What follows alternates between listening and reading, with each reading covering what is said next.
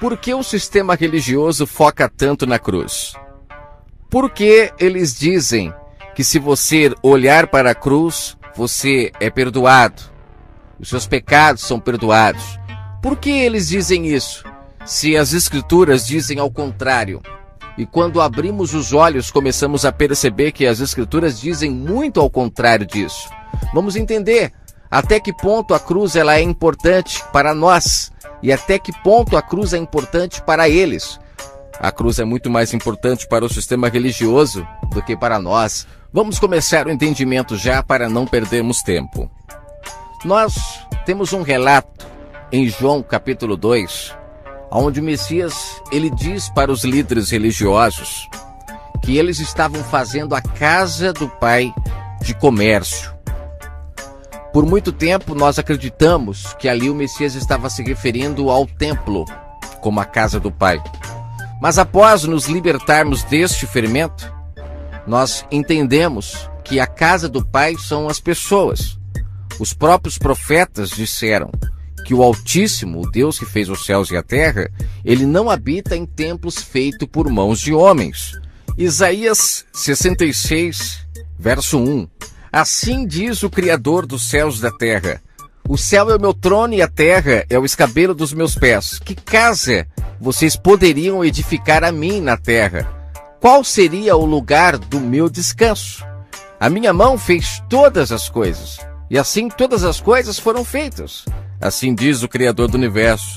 Mas para esse olharei, para o pobre, abatido de espírito, que teme a minha palavra.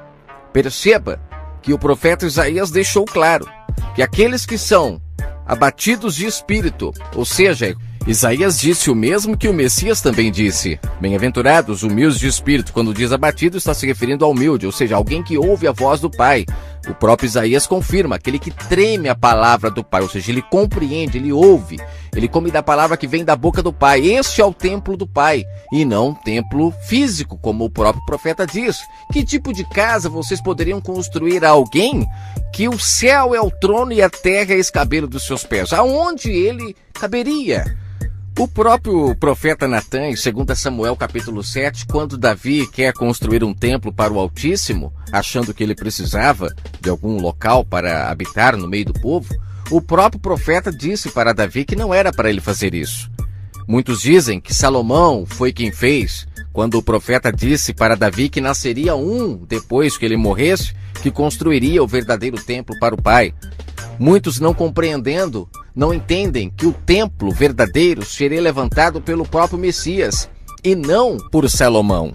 Pegue sua Bíblia agora e leia 2 Samuel capítulo 7, o capítulo todo, e você verá o profeta Natã dizendo para Davi que quando ele morresse, o Pai suscitaria, o Pai levantaria um, que seria chamado de filho, e ele construiria o verdadeiro templo para o Pai, cujo templo levaria o nome do Altíssimo.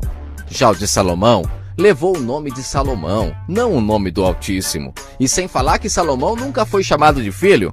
Ou você não se lembra que no batismo do Messias, em carne, quando ele estava em carne, ouviu-se uma voz que dizia: este é o meu filho a quem me comprazo. E Paulo, no livro de Hebreus, capítulo 1, ele disse: não existe outro, nem os anjos, que receberam o nome de filho, apenas o Salvador. Mas para não ficar nenhuma dúvida, eu vou ler aqui.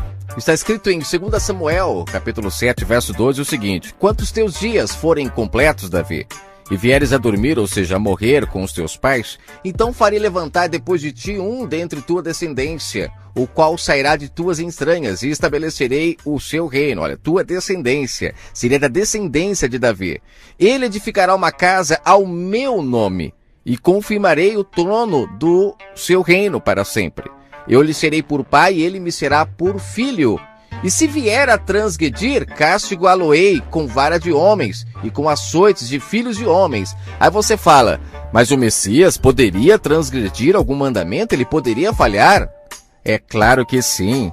Veja o que Paulo diz no livro de Hebreus, capítulo 5.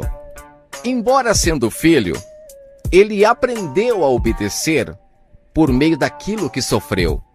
Hebreus capítulo 5, verso 8. Verso 9 agora.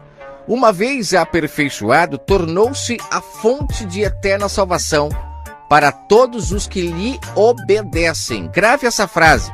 Para todos os que lhe obedecem. Fonte de salvação para todos os que lhe obedecem.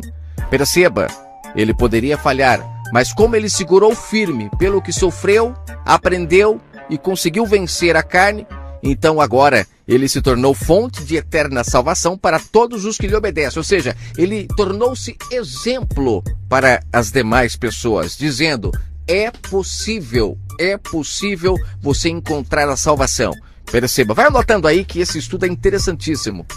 Então, em 2 Samuel capítulo 7, deixa claro que o templo verdadeiro quem levantaria era o Messias. E só para confirmar, Paulo, em Hebreus capítulo 1, ele confirma que só o Messias recebeu o título de filho. Nem aos anjos foi dado esse título. Olha só, verso 5 de Hebreus capítulo 1. Pois a qual dos anjos Deus alguma vez disse: tu és meu filho, e hoje te gerei. E eu serei teu pai, e tu serás o meu filho. Disse Paulo: qual dos anjos recebeu esse título? Se nem os anjos receberam, muito menos os homens. Este nome, esse título de filho, não foi dado a ninguém a não ser o Messias. Então se completa com o que o profeta disse: eu levantarei um, Davi, após você morrer, esse levantará o verdadeiro templo para mim. Este será meu filho, e eu lhe serei por pai. Se ele errar, se ele tropeçar, ele vai sofrer como todo mundo sofre. Agora, se ele ficar firme até ao fim, aí completa o que Paulo disse em Hebreus, quando ele fala no capítulo 5. Ele aprendeu a obediência e, por ter sido fiel, agora ele se tornou fonte de águas vivas, onde nós podemos beber, ou seja, praticar o que ele praticou, e com isso nos achegaremos ao Pai, assim como ele chegou. Voltando em João 2, o Messias disse então que aquele povo, aqueles líderes estavam fazendo a casa do Pai de comércio. Já entendemos que a casa do Pai não é um templo físico, são as pessoas. E para confirmar mais uma vez isso, Salmos 122. Davi diz qual é a casa do Pai que ele tem alegria de ir. E pasmem, não é um templo físico, até porque ele foi proibido de construir um templo. Nós acabamos de ler agora há pouco que ele foi proibido de construir. Então qual é a casa do Pai que ele diz que tinha alegria de ir? Era um templo físico, se ele nem existia? Qual era a casa do Pai? Vamos ver, Salmo 122. A partir do verso 1. Este é o mais conhecido pelo sistema religioso. Só dizem isto, porque se lê o 2, já cai por terra a mentira que eles utilizam sobre esse verso para que as pessoas vá até um templo físico. Ele deixa claro no verso 2 aqui, ó. Eu vou ler o primeiro. Alegrei-me quando me disseram: vamos à casa do Senhor. Lembrou? Esse é muito carimbado já no sistema, né? Agora o verso 2. Os nossos pés estão dentro das tuas portas, ó Jerusalém! Jerusalém! O povo de Jerusalém era a casa do Pai. No contexto todo de Salmo 122 você vai compreender isso. Tanto é que no verso 7 ele diz: haja paz dentro dos teus muros e prosperidade entre suas cidades. Então você vê, coisa linda, né? Cada tradução diz uma coisa. Essa que eu estou lendo aqui diz que haja paz e prosperidade nas suas cidades. Então, este é o local onde Davi tinha prazer de estar, entre o povo. Então, quando o Messias diz em João 2 que o povo estava sendo feito de comércio, justamente era o povo de Israel, porque ninguém faz negócio com parede. Aqueles líderes faturavam alto com o sacrifício dos animais. Sacrifícios esses que está escrito que o Pai nunca pediu. Se você ler o livro de Atos, no capítulo 7, Estevão, além de ele reforçar a questão de que o Pai não habita em templos feitos por mãos de homens, Estevão também diz que o povo de Israel sacrificou no deserto não ao Criador do universo, mas aos deuses que eles aprenderam a adorar na Babilônia. Então você entenda que a prática de sacrifícios veio da Babilônia. Não se esqueça que quando Moisés desceu para apresentar o Criador do universo através dos mandamentos do Eterno para o povo de Israel, eles já estavam de novo praticando tudo o que aprenderam na Babilônia, com seus bezerros de ouro e tudo mais. E Estevão, no capítulo 7 de Atos, ele afirma que o Pai deixou eles seguirem aquilo que eles acreditavam. Por quê? Porque o Pai tolerou tudo isso até a vinda do justo para poder libertar o mundo dessas práticas enganosas. É necessário se lembrar de toda a história para você chegar nesse entendimento. quando Abraão é separado de sua parentela. Vá pesquisar, a parentela de Abraão era toda idólatra, e o pai separa Abraão para ter um povo agora que cresce em um único Deus. Mas este povo, por não ter sido fiel, foi levado para a Babilônia muitas vezes. O próprio povo de Israel, quando houve fome em Israel através de Jacó, eles foram todos habitar no Egito, terra pagã.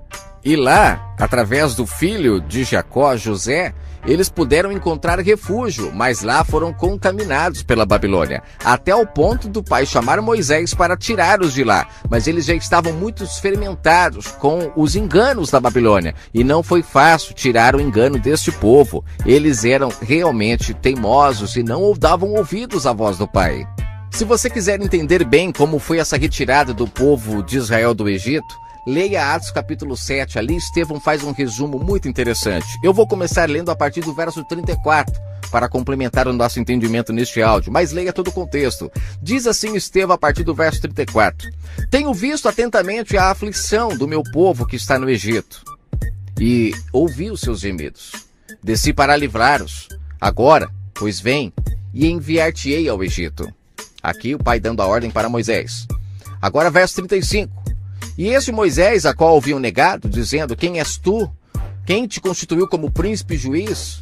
Perceba aqui o povo rebelde, não aceitando Moisés como líder deles. E Estevão continua.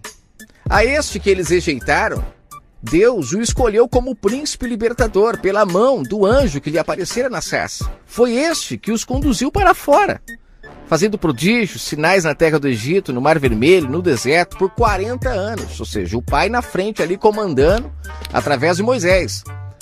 A este Moisés que disse aos filhos de Israel, o vosso Deus vos levantará um que será um profeta como eu, e a ele vocês ouvirão. Olha, Moisés dizendo que o pai mandaria um que eles ouviriam.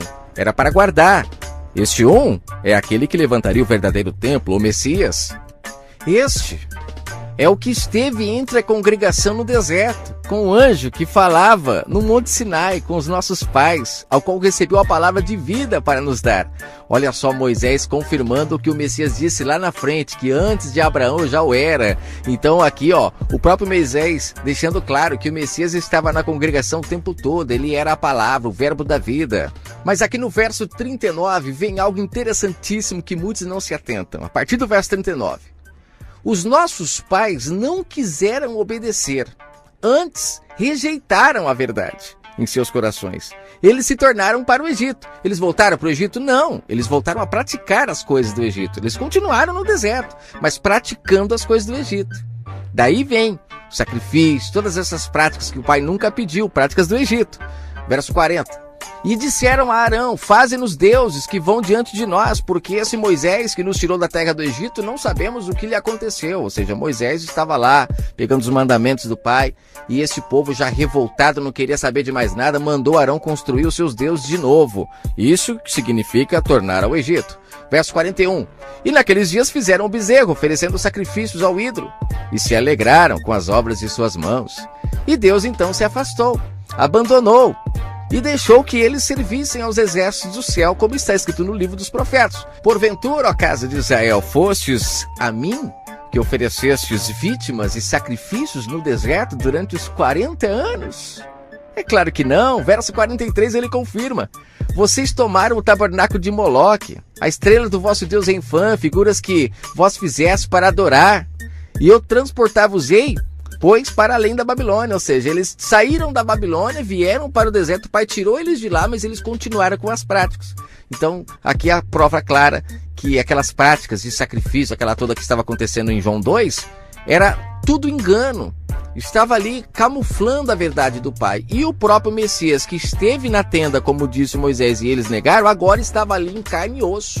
E olhando na cara dos líderes, dizia: vocês estão fazendo a casa do meu pai de comércio, o povo, e eu cheguei para acabar com a farra. Destruam esse templo que eu vou levantar o verdadeiro. Chegou a hora de eu levantar o verdadeiro. Aí vocês se lembram, eles riram dele, falou que demorou quase 50 anos para construir aquele templo, mas eles não entendiam que ali estava o verbo da vida. Quem levantaria o verdadeiro templo? O filho, aquele ao qual o pai disse: Ele será meu filho e eu lhe serei por pai. Ele estava ali. Eles riam dele, mas sem perceber, ele estava tirando a mordomia deles, como ele disse em Lucas 16. Eu volto na parte 2, para complementarmos o entendimento.